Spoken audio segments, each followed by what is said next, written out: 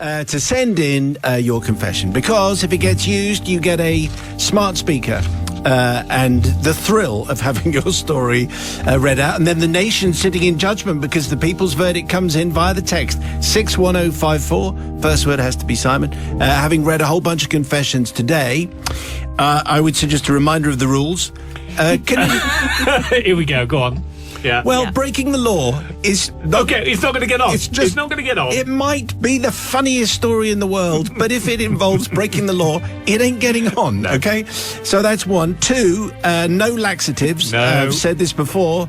It's just inherently not funny. No. And three, sort of broadly speaking, family entertainment. Yeah. Yes. We can take it up to a 12 certificate. If it's pushing into 15, I'm afraid it's not going to get on. Any toilet issues, really. In fact, that's probably true. Well, yes. I mean, let's just say that. Good. If in doubt, I'll leave it out. Tonight's confession comes from Trisha. Trisha, thank you for sending in this tale. Dear Father Simon, my confession takes us back to when my friend and neighbour Joan had sadly passed away. I was talking to her daughter, offering condolences and asking when and where the funeral was going to be. She informed me it was to be the following week on Friday at the Creme, 1:30 p.m. Well, that's fine for me, I thought, because I don't work Fridays, so that's okay. Next Friday came around, I dutifully got myself ready, wearing an appropriate dark-coloured, sombre-looking outfit.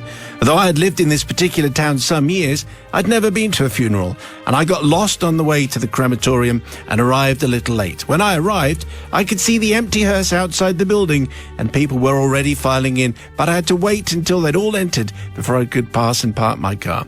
Veteran confession listeners will know probably where this is heading. After eventually finding a parking space, I rushed back and opened the door to the crematorium to find it was packed inside and the service had already started. But a kindly gentleman waved me over to the back row. He scooted over and allowed me to sit down. I sat and thought, well, that all went rather smoothly eventually. After a few minutes of catching my breath and getting my bearings, I started to look around for people I knew would be there. I couldn't see anyone.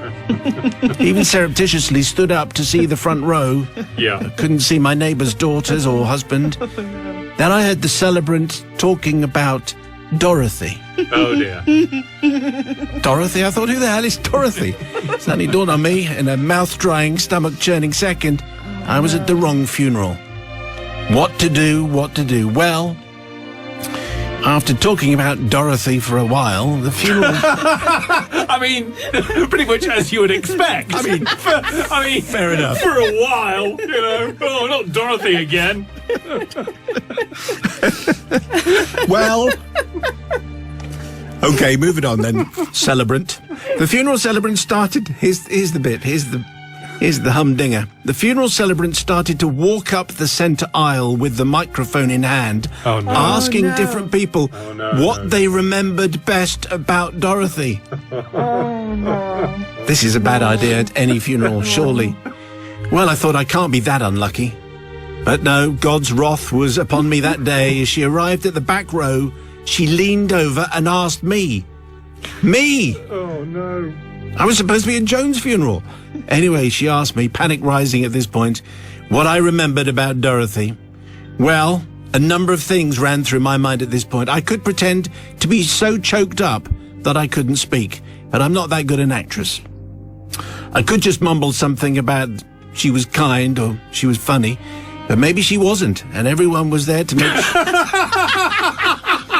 I mean, you don't want to be inaccurate, do you? No, maybe she was mean and boring. Yeah, absolutely. And everyone was there just to make sure she was really dead and gone. So, the only option I had left, and which seemed at the time a sensible option, was to turn, stand on the pew, leap off and run for the door. So that's what I did. I stood up, turned round, stepped onto the pew, leapt over it, and I was going to run for the door, but as I did so, the belt on my coat got caught on something. So rather than being able to run, I was stuck, chained to the pew. At this point, I heard a gasp. So instead of struggling with the belt, I took off my coat, pulled it free of the belt, and bolted for the door, leaving the belt behind. Well, leaving the belt and a crematorium full of people with shocked expressions on their faces and wondering what the heck had just happened. Outside, I just hightailed it into my car, started it, literally peeled out of there, leaving several inches of rubber in the car park, and driving like a bat out of hell until I was clear of the graveyard and the whole deeply embarrassing mess.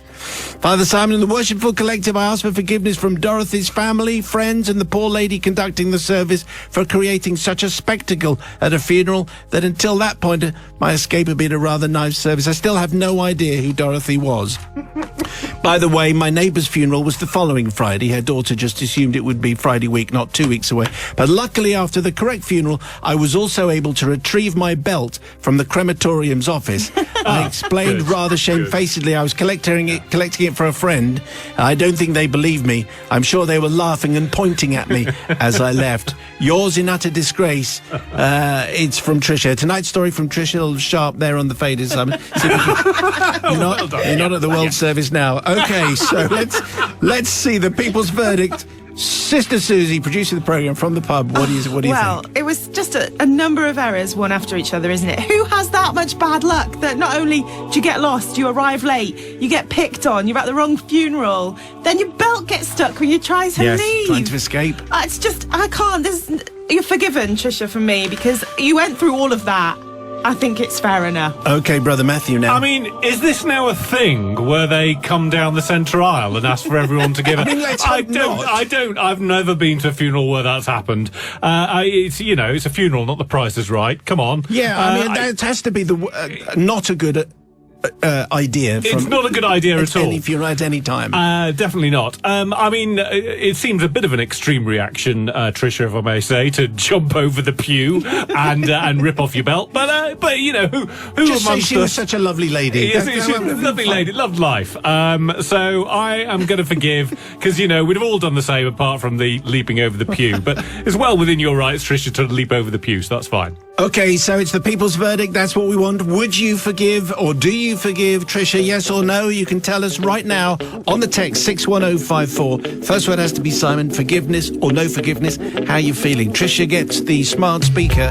You can get yours. Confessions at greatesthitsradio.co.uk. But the people's verdict is due now. Anyways, 10 minutes past, so let's do the people's verdict on tonight's confession. It came from Trisha, who ended up going to the wrong funeral and was so embarrassed by the celebrant coming up to her and saying, and what do we miss most about Dorothy? And she didn't know Dorothy. That she just leapt out of the pew, leaving her cloak behind. Well, her belt, but cloak sounded better. So, people's verdict. What do people say? What are they making of this one, Matthew? So, Ashley Bell from Sale says, forgiven. If I'd gone to the wrong funeral, I'd have got up and left. No questions. Jackie says, forgiven. This happened to me a few years ago. My headmaster died, and the notice just said Tuesday, so we assumed it was that week. When we got there, we were handed the programme and wondered who on earth Willie Bloggs was.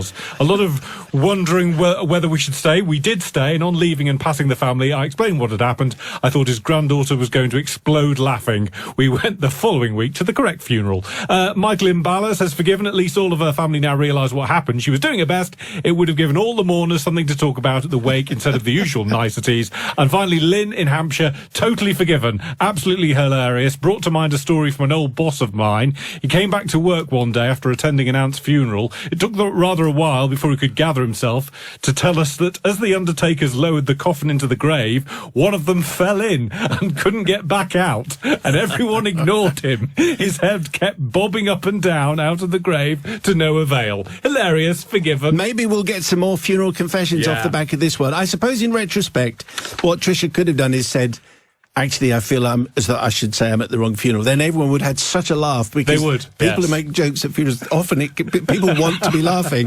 But anyway, Trisha, you do get the smart speaker, confessions at greatesthitsradio.co.uk, and we'll do another confession for you tomorrow. Matt, thank you, and thank you for the people's verdict. Sister Susie, who is the producer of the show, live from the pub, although she's actually in the studio these days because she's allowed to do that. All right, Sister Susie, how's it going? Good. How's the show performing so far? I think strong 9.5, I would say today. Well, you were thinking about that for a little bit too long. Yes. I can't wait. Coming up in between 6 and 7 is an excellent hour of music. Hey, check her There out. you go. How about this? This is really good. Give her own show. Brother Matthew's here, as you can tell. If your confession is read out, confessions at greatesthitsradio.co.uk, you get the smart speaker. That's the way it goes. Today's comes from Jezza. Jezza, thanks very much for tonight's tale. Father Simon and the Allied jury for moral fortitude. My plea for forgiveness relates back, as a PG certificate, by the way, relates back to an incident that still fills me with abject horror. For rugby union in England, the acknowledged end-of-season jamboree was the Middlesex Sevens at Twickenham in late May. And me and other hardcore members of the Chichester Rugby Club Gladiators made it our annual pilgrimage to celebrate the conclusion of another fine season. One of our 30-plus beginners was Dobby, 6'4" tall and around 20 stone with his belt done up. The sort of character that every team needed. Practical joker of the highest order, always up to some mischief or another, and a valued and integral part of our gang. 90% of the ticket holders for this event were well off, ex-public school, ex-military or city bankers, judging by the posh vehicles, the posh voices, and the magnificent spreads laid out on their banquet-sized tables. Yeah. By 11 a.m. the tables were laid and the pop of corks, followed by loud Tarquin-like guffaws, resonated around the place. I'd arranged the Gladiators' annual trip, as usual, and upon arrival at the car park in our minibus, we were directed to a small grassy area at the edge, with a little stream running alongside and willow trees on the opposite bank. Other cars were joining us, and they were setting up their base for the day, exactly like we were. We were soon joined by 2 Range Rovers, the occupants all dressed immaculately, with the gents in Panama hats, blazers, ties, the ladies elegantly attired in bright summer frocks, their voices like their champagne flutes, cut glass. They all then began laying the table with a huge array of wonderful dishes brought out carefully from the ample boots of the Range Rovers. Beautifully arranged platters of sandwiches, exotic salads, sliced rare beef, dressed crab, a whole ham, a Victoria sponge, a crystal bowl of fresh fruit salad, maybe French fruit salad, and the pièce de resistance, a whole salmon dressed in lemon slices laid on an oval bone china platter, set right bang in the centre of the table, all covered tightly in creaseless cling film. China plates, silver cutlery and linen napkins were laid precisely in position, and 2 bottles of champagne in an ice bucket. I hate picnics. This compared to our shabby table, adorned not with fine food and champagne, but with 24 4-packs of strong ale, even stronger lager, and several boxes of Co-op wine in boxes. Our dress code was practical. The boys in rugby shorts, gladiator shirts and trainers, the girls in jeans and T-shirts. Now, you should know, Dobby, as ever, was with us and would inevitably be a big part of the day. The only difference this year, this is where it takes a slightly unexpected turn, was that this year he wasn't actually with us in person, having tragically and suddenly passed away the previous June. Nonetheless, he was with us in spirit, plus a little bit more than that. As already mentioned, Father Simon, Dobby was a large man, so his ashes filled 2 urns with a bit left over. I said it took an unexpected turn. I mean, I didn't see this one coming. One was in pride of place, but you know where it's going. One was in pride of place on the mantelpiece at the home of Megs, his widow, and the other she had brought with us this day to Twickenham to scatter them underneath the North Stand posts after the competition had ended. This actually did happen, but that's another confession altogether. In the meantime, he was placed in the middle of our table, lid off, so he was at the centre of our fun and attention.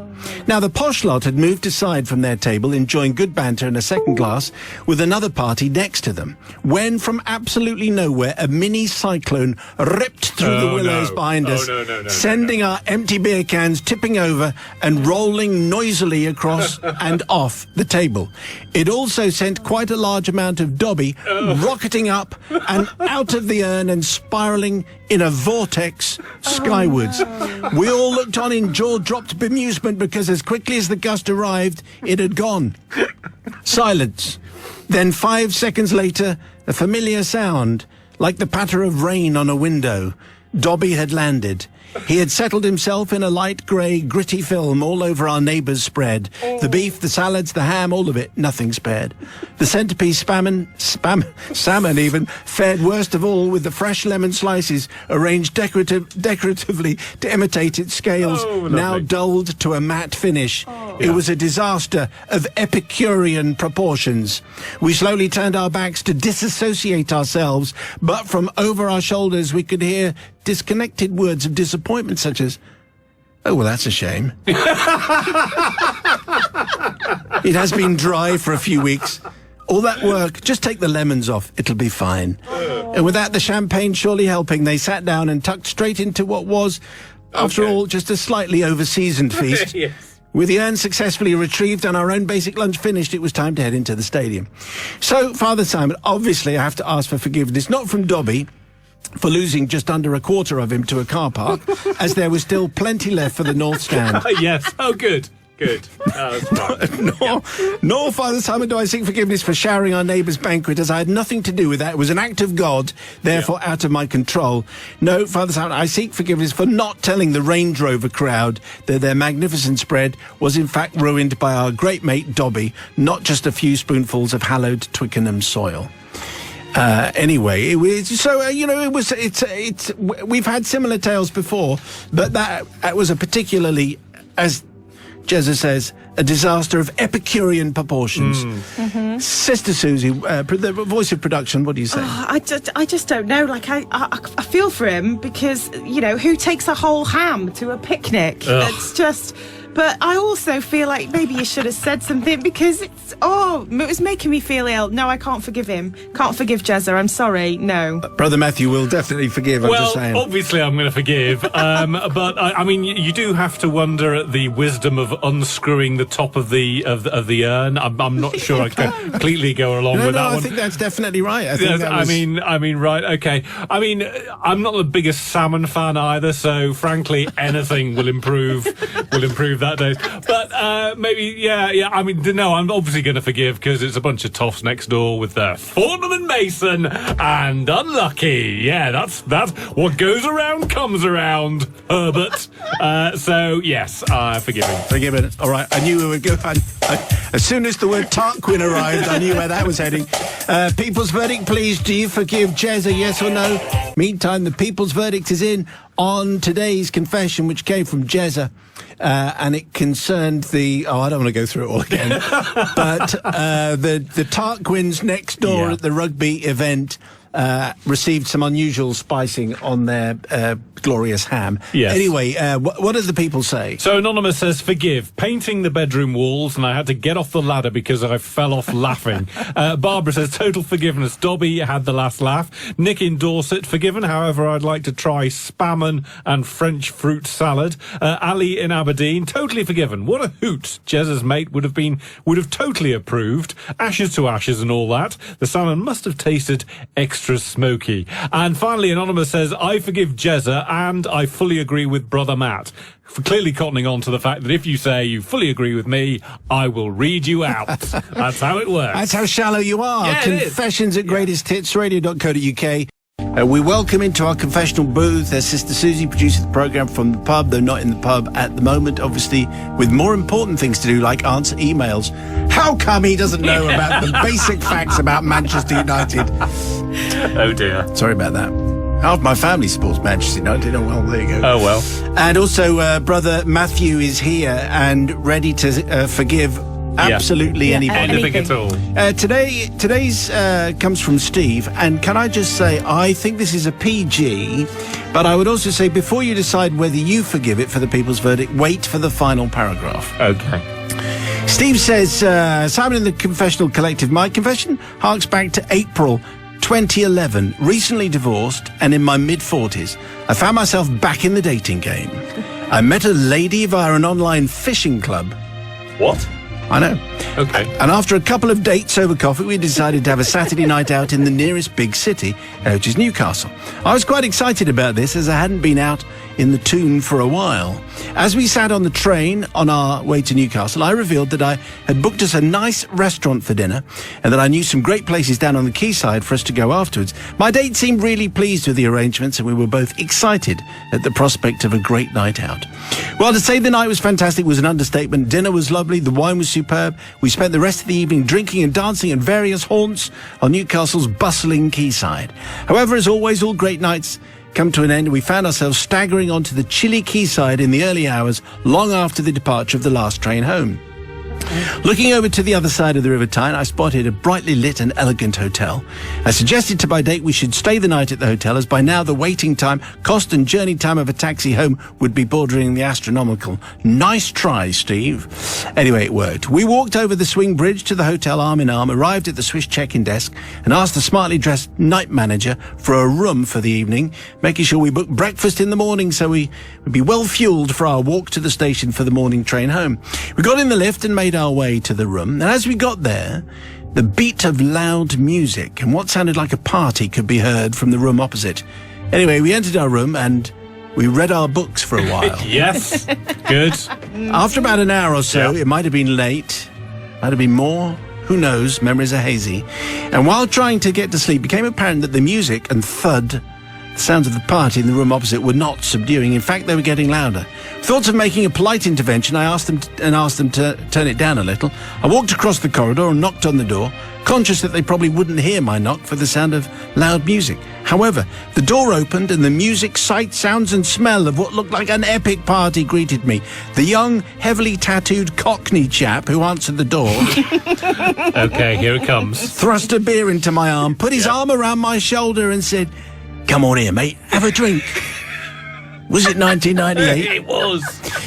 I was instantly consumed by the partygoers and found myself in what felt like an alternative universe of pure hedonism.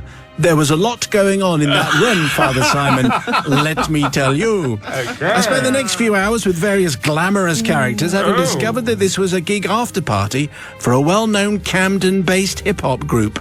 I eventually staggered out of the party after 7, returning to the room opposite where my date was fast asleep, oblivious to the noise.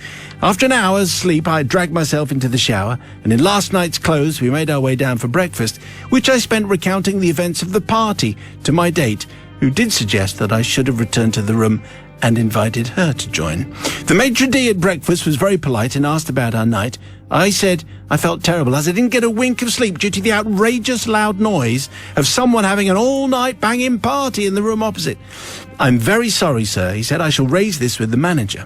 And as we were finishing our breakfast, a member of the staff approached me and said, would I be kind enough to go to the front desk? Well, I approached the front desk, was greeted by a very humble manager who apologised for the shenanigans on behalf of the hotel and promised to waive the charges of our night stay, and as a gesture of goodwill, he offered me a voucher for a future night stay with the dinner and bottle of wine included. Well, shook his hand, thanked him very much for his graciousness, returned to my date at the breakfast table, smiling broadly and telling her that the hotel manager was not going to charge us for our stay due to the noise of the party. We walked to the station, laughing and smiling, still wearing our going out clothes, and we took the train home. Okay. I get the sense we're coming to that final paragraph. Dear Simon of the Confessions Collective, I seek forgiveness not from the hotel management for being conservative with the truth about my involvement with the party, or for blagging a free night stay, or for the fact that I accepted a voucher for a future overnight stay with dinner and wine included. But I do seek forgiveness from my date that evening, as at the time I didn't mention the voucher. In fact, I spent the free stay at the hotel with another woman a couple Right. of months later, Oh, bet. who I also seek forgiveness from, as she was under the impression, and still is, that I bought and paid for that hotel stay with dinner and wine included. Wow. She still often mentions it to this day. We're still together 10 years later. Well, Steve, let's see how that works out. Seeking humble forgiveness with kindest regards. Lots of love from Steve. Well, you know, it was going fine, but then I think my guess is you might have blown it as far as the people's verdict is concerned. But anyway, let's check in with Sister Susie first of all. Yeah, no chance, Steve. I'm afraid I'm going to get on my high horse now. Not only did you leave your date in the room while you went to enjoy the party on your own, you got your room for free. Didn't take that lady, fair enough. You might have met someone else a few days later, but then you didn't tell the woman that you paid for it with a voucher, and she's all these years thought you paid for it. I'm sorry.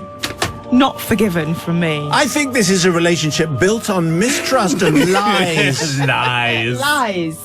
Brother Matthew. Yes, well, I'm going to forgive. I didn't see her stood at reception getting offered the voucher. I saw him. And therefore, it's his. I'm not absolutely clear on the law here, but I'm going to hazard a guess that it's his voucher. And if he wants to take a lovely lady to that hotel by himself without the other lovely lady that he'd been having the dining with, then that's entirely his affair. So I am going to forgive. I wonder if it was someone else from the online fishing club. I wonder if... Who knew? Sounds like a hotbed of hotness. I think we all know what I mean. People's verdict is expected now. Do you forgive Steve? On the text 61054. Start your message with Simon. Forgiven or not? 61054. Start your message with Simon. The people's verdict is incoming. It's exactly 9 minutes past 6, and merely moments ago we had a confession from Steve. Shenanigans at the hotel, vouchers, not doing the right thing by the lady he found from the online fishing club at all. Is he forgiven? We'll find out. Here's the people's verdict. The response to this one has been off the scale. The voucher procurement was a bit fraudulent, but I don't think many people have managed to pull that trick off, so I can forgive him that. I can even just about excuse leaving his date behind, as she apparently had a good night's sleep. The question is, did Steve meet the second woman before or after his relations with the first lady had finished? Therein lies the answer of whether he's forgiven, says Anonymous. Very good. It's like a mini-series there. It is. Forgiven 100%, says Ian Ratcliffe in St Helens. I salute that man's ingenuity. Bang on, Steve. I tip my hat to you. What a cad and a bounder, says Ruthie. Definitely not forgiven. Michelle in Northwest London, not forgiven for having a good time and then asking for forgiveness. And finally, Rachel C says, well, I was sitting on the fence throughout that confession, but that final paragraph made me take a huge jump into the not forgiven side. I think so. I am speechless. Who even cares how long he's been with the woman he took back there? I'm with Susie. # withhold the smart speaker. Quite right. That's an interesting idea. If a confession is so bad and the person is so unforgiven, do we have the obligation to withhold the smart speaker? Withhold the smart speaker. That's what the nation says. Withhold the smart speaker. Unfortunately, I suspect the answer to that is no, you can't do that, because Steve has already got the smart speaker, or he'll be on the way. Anyway, yours is welcome. Confessions at greatesthitsradio.co.uk. Let everybody know. The confession's back, and not only that, if your confession is read out, you win a smart speaker, which seems to me like a pretty good deal. So if you've got a confession for us, now's a good time. Confessions at greatesthitsradio.co.uk. The people's verdict will be expected shortly when you've heard today's confession, which comes from the English teacher, which is how the person in question would like to be referred to. Yes, it's another anonymous confession from the English teacher. 61054. First word is Simon. I should say before we start. Okay. So I think I'm going to check this with producers at Sister Susie. Yeah. I think it's a PG, but it's a 12 if you're Greek. Yeah, if you're Greek, definitely a 12. Right. So wow, that's intriguing. It's regionally specific. Okay. Yeah. That's Zeke. Okay, the English teacher says, Father Simon, the year was 2009, and I'd submitted to my husband's urge to live in Crete. I took a year's sabbatical from work and tightened my belt in preparation for a year of low income and adventure. With the low income weighing heavily on my mind, our arrival in Crete, I'd arranged to take a 1-month TEFL training course, so that's English as a foreign language, to learn how to teach English so that we would have some means of making a living. The course was excellent, and armed with a modicum of newfound grammatical knowledge, I managed to secure myself a job in a local English language school. I was a little concerned that I knew no Greek. Okay. Other than ouzo and epharisto, which is thank you.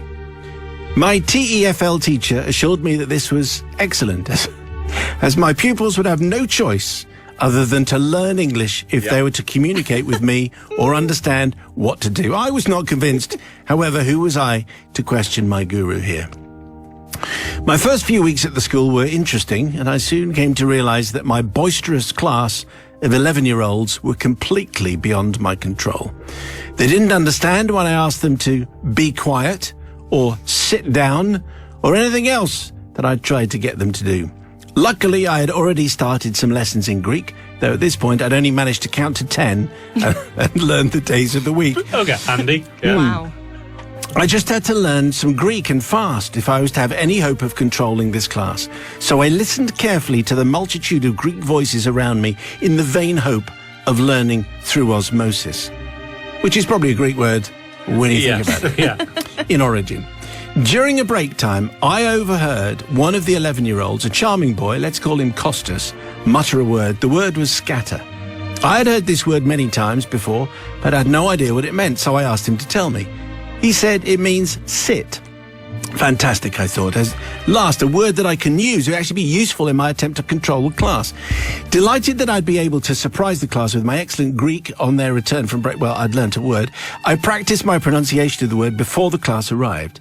The frenetic throng of 11-year-olds bounded through the door, and I enthusiastically told them, now bear in mind that I'm from Bristol, so you can labour the R if you like, Oh, Simon. good. Yes. So I was Here it saying comes, yeah. scatter.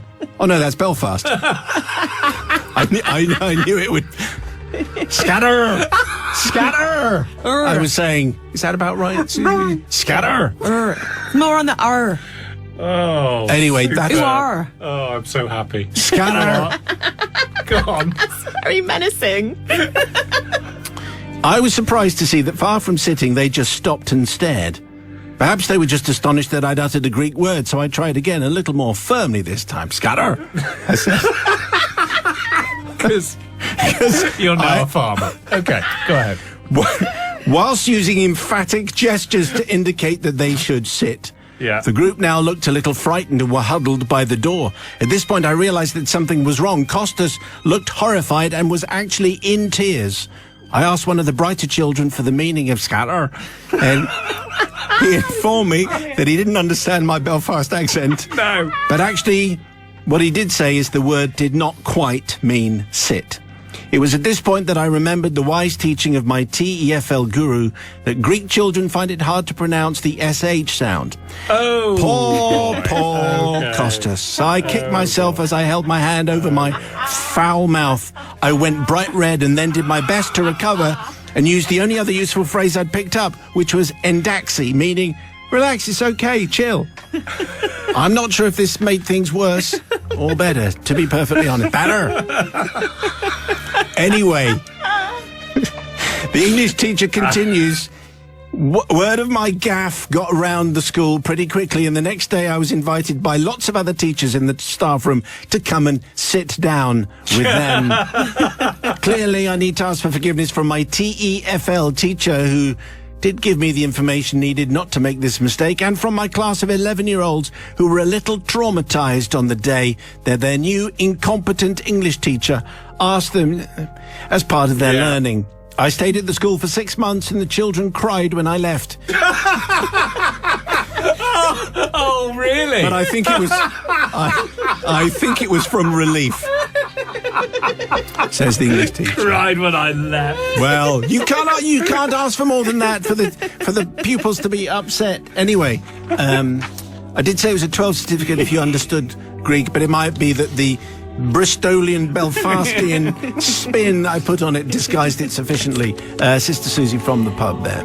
Well, I think the English teacher did rather well, really, because I just feel a bit sorry for her, because that teacher saying, oh, it's all right, that's how they'll learn, because they'll have to speak English. Not really sure that's how it works. No. And yeah, I think I forgive it, just for your Bristolian accent. Thank you. I think that forgiveness Epic. enough. Yeah, it was epic. Brother Matthew. Obviously, we're going to forgive here, and obviously, it's mainly down to the accent. I did a bit of English teaching you did, abroad. didn't you? Yes. We used to call it TEFL, but I'm sure TEFL works as well. And let's be absolutely blunt about this. There is nothing funnier than your teacher using a naughty word, and the only thing that's funnier than that is the teacher not knowing that they're using a naughty word. So we're all definitely going to be forgiving, and we'll all be crying when he leaves.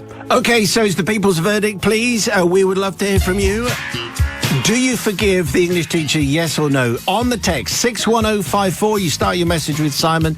Do you confess? Anyway, people's verdict is in like this. Yes, and do remember to put your name on the verdict, or I will just make one up. Go ahead. Speaking of which, Brian says, had a rubbish day at school, doubting my ability, and you have so cheered me up. Lynn says, can you spell the word so I can Google the meaning, No. please? And if I know what she said, I can decide whether to forgive. Caroline in Bristol says, forgiven just for the accent alone. It's all about rolling the R's. And Emma in Tangmere in West Sussex says, dear Simon, brother Matt and sister Susie from the pub, totally forgiven. I used to teach in the Emirates. Apparently, zip it sounds like a rude word in Arabic. Who knew? Not me. Also, it's at times like these that you wonder what Mr. Chips would say. Indeed. Excellent. Thank you very much indeed for all of those. If you have a confession for us, confessions@greatesthitsradio.co.uk. That would be a very, very lovely thing. And your confession could be on next week on Drive.